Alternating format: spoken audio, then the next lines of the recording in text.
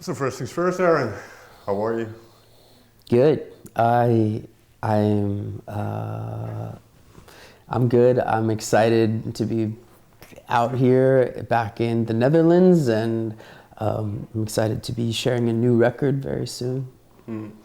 And now, the first solo album that you made was Introducing, which is obviously, as the title kind of indicates, an introduction to who you are as an artist by yourself. How have you expanded on that idea now for the second one? Yeah, I think in a way, actually, this record is like an even truer introduction to who I am as an artist. In that, like, hip hop has always been an influence in my life and musically, and it's been implied, in my records with, like both the Introducing record and the Indications. But I think here I was able to put it more directly into the production techniques. Yeah. And what I find interesting then, that kind of journey into figuring out what it is that you sound like by yourself, how did that go? And like you said, going back to all the influences, all the various influences that you have, how do you kind of take everything in like a sponge and just something comes out, or are you very deliberate in that process? I mean, I think it's both. I mean, I love so many different kinds of music, and I think that sometimes we get really caught up in the lines between genres, and oh, this is country and this is soul and this is R&B and this is rock or whatever. But at the end of the day, I think once you get deep enough into the musical histories and into how these different genres are made, you start to realize that like they are incredibly close together. They're super similar. And if you want to get from hip hop to, country, it's actually very simple, to kind of like go through like Ennio Morricone, and you have these orchestral arrangements that are paired with like drum breaks that are very tough, or like menacing timpani drums that RZA, I'm sure from Wu-Tang Clan would sample. Sure. And so all of a sudden now you have this like synthesis, and in one jump you're able to go from two genres that feel separate. So yeah, I listen to all of them, and they all synthesize into something that is distinctly me. But I do also love genre. I love the exercise of being like, okay, let's try to write a country song or whatever. But on this record, it was definitely more of just like synthesis. Well, that's interesting that you say that, because you have worked with Dan Auerbach and some of his writers. I don't know if this was in Nashville, but kind of that culture in Nashville that exists there with writing and having people from all different kinds of experiences and influences. What have you learned about songwriting in the past couple of years through that process?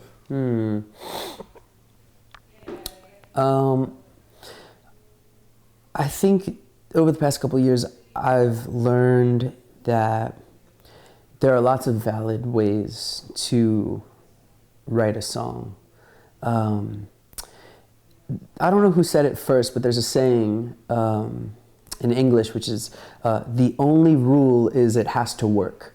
And it's sort of like, I think about that a lot. On this record, the last song on the record, the bass, drums, and guitar are one single iPhone recording.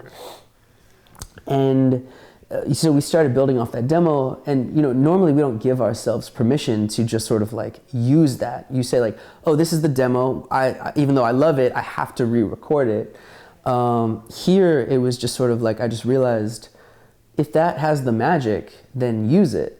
Because I tried to re-record it and it was missing the magic. And I think that's what I've learned, is like writing with Dan on the first record. We were writing super quickly. Okay. We were writing sometimes 4 songs in a day, 3 to 4 songs usually.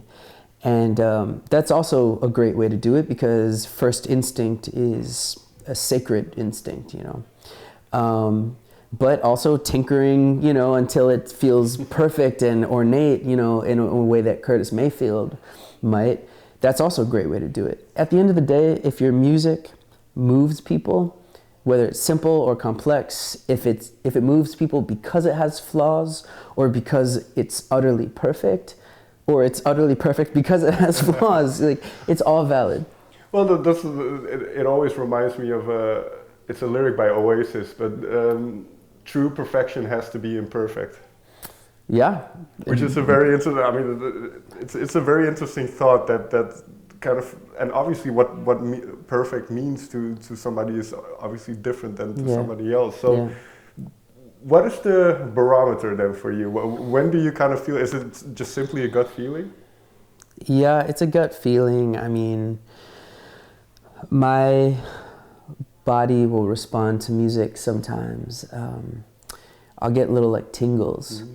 And they like radiate like from my lower back. I don't know, for some reason, like that's where I feel the tingling sensation if I hear a song that really moves me. So if I'm working on a song and I get that same feeling, then I know I'm on to something. And do you start, I can imagine, with kind of drum beat type ideas, or do you write on guitar? How do you? Yeah, no, sometimes on this record, we were doing a lot of writing to like drum breaks. We would write to drum loops, and then I would go back in and record my own version of the drum loops. We would replace that, and then add in mostly one element at a time, which is really different than how I've done all my other records, which is a much more traditional, like old school way to do it. You get all the musicians in a room, or at least for the basic tracks, and then you sort of like, you know, count it off and go. And you might do a little editing, but largely, like, that's the take. I have been thinking about it like, that style is more like painting, where you do a sketch first, and then you kind of start over, and you, like, do the final thing. I think this process was more like sculpting, where it's like you're constantly refining the same block of material.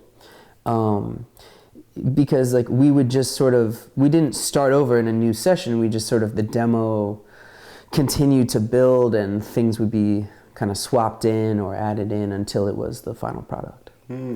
But I can imagine, as you mentioned earlier, with that tinkering that you can do and kind of continuously kind of carving that sculpture, you can get bogged down in that. So do you need an outside voice, or how do you kind of get that decision-making side going?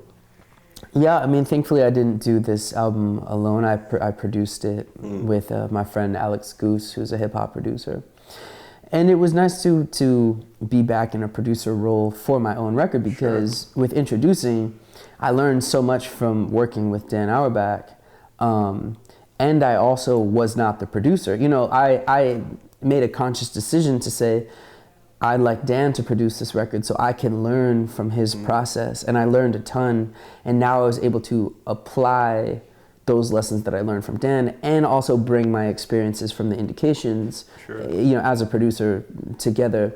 But yeah, I think co-producing is nice, because there are times when I would be bogged down, you know, and Alex would be like, I think we're good. And there are times that Alex is so bogged down in like drum editing, and I'm like, dog, nobody's gonna hear this. Like, it's good. It's like, you know, but you have to get into the weeds, I think, when you take that more modern production approach. There's a certain level of like precision editing that is required sometimes to get that, like, kind of get that sound. And what I'm really proud of on this record is kind of like, there's highbrow and lowbrow, you know, there's like very well thought out arrangement stuff. And then there's a song like Perfect Strangers, which is like super simple. I wrote it, you know, very quickly. You know, it feels more very connected to like the Introducing record. So yeah, there's lots of things on one album. Sure. Now, getting into the themes a little bit, because I believe I read a previous interview that you've done probably years ago, where you kind of mentioned that there's an inspiration period and then there's kind of the working period where you start working and writing the album. Now the inspiration period in this case was kind of, I suppose, forced on you, or it just life happens. I imagine. Yeah, that's funny. Yeah. But how do you perceive that then? When did the first ideas started to pop up, or did you have to kind of get everything settled in your mind before you could write those songs, or did you kind of do it as you were living it? So I came out to LA at the end of 2021, beginning 22, like 4 months. And for the first 2 months of 22, that's when I started working with Alex. And I was still with my partner at the time. We were out there together to see whether we could live in LA together. And so I started working with Alex at the beginning of 22. And by the time I went back to New York, we had amassed the stockpile of like 50 different ideas, like no real songs written, but a rough instrumental and maybe lots of voice memos with like just nonsense singing melodies and stuff. So I think, the initial spark started then, but lyrically it didn't take shape, until, the end of my relationship, and I wound up moving to LA by myself.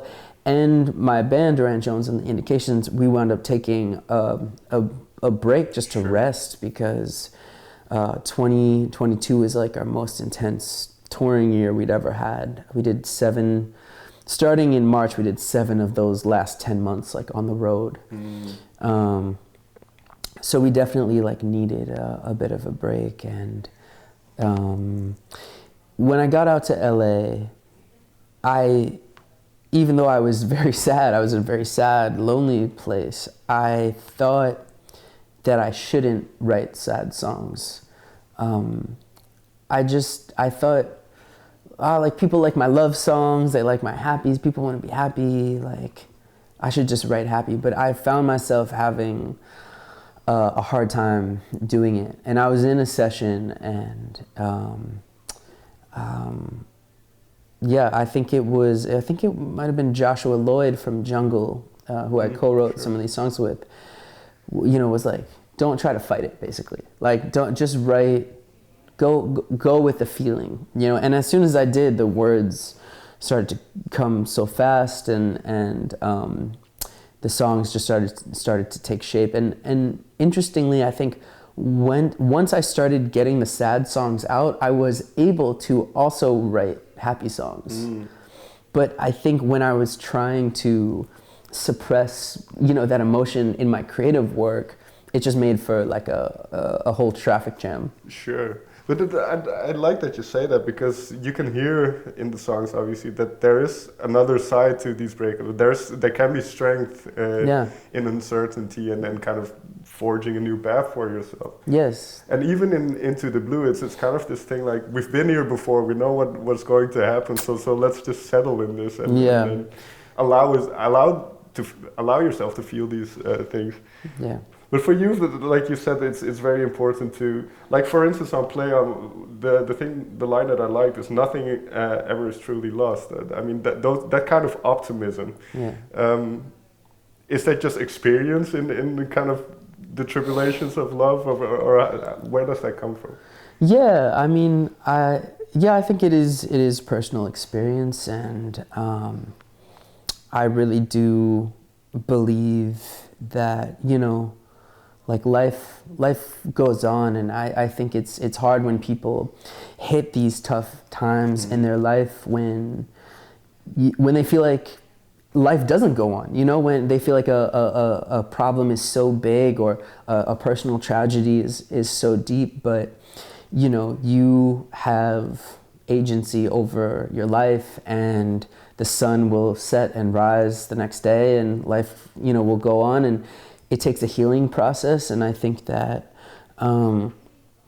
that grief is maybe something that doesn't it doesn't heal and disappear. I think we just sort of grow around it, and sometimes it can still pop up and affect you and whatever. But life still goes on. Sure. Yeah.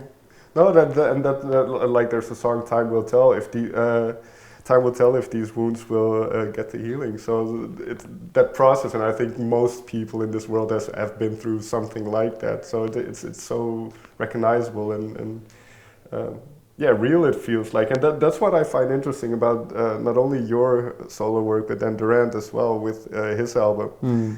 It was such a personal thing Yeah. for him as well. Yeah. So for the both of you, what has this process been like, having this other side of your creativity getting to flourish, getting to explore that side of it? How important was that for the both of you? As you mentioned, you were tired with all the touring with the Indications. So how important was this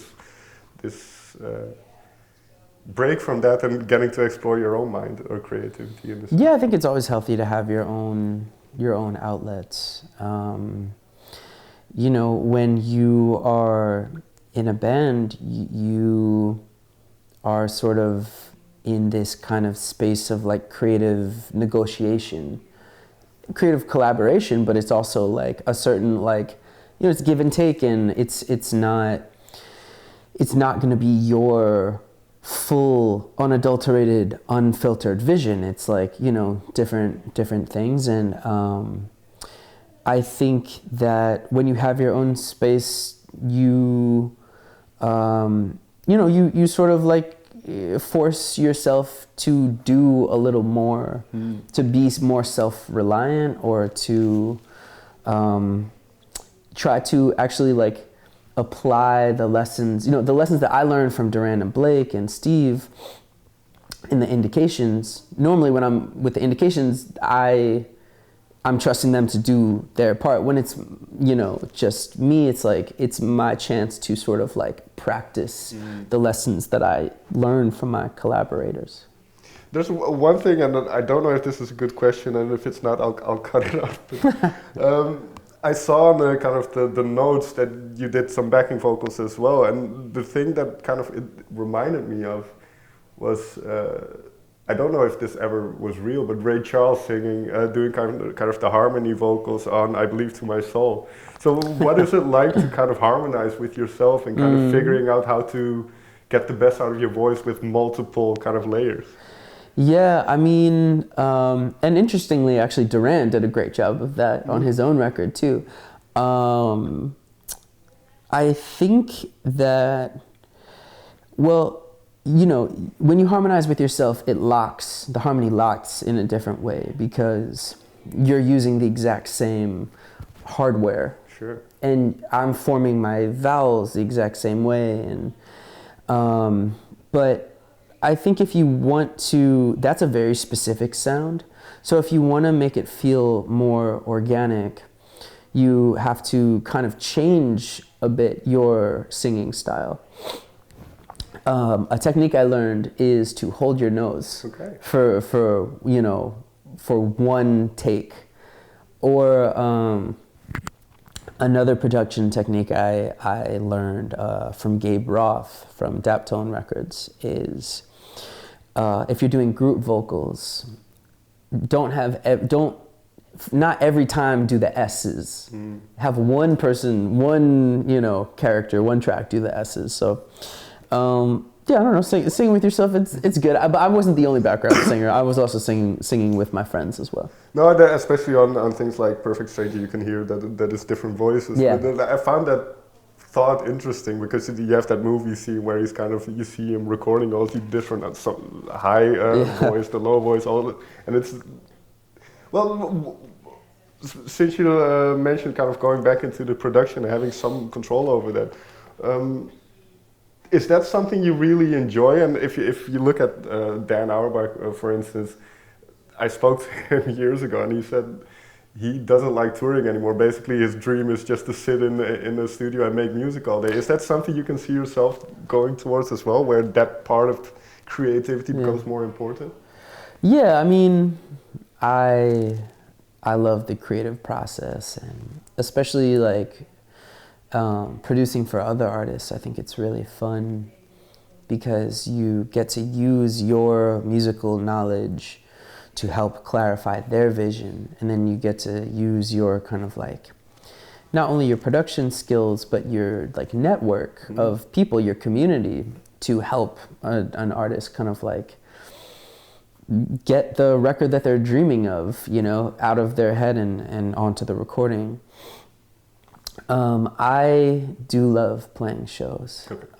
So I don't think I'd ever like, I mean, maybe never say never, but I think it would be nice to have a balance. And I actually think Dan has a great balance now where he spends most of the year in the studio and then he goes out on the road and plays fests and arenas. Sure. And if he wants to do an intimate show, he can.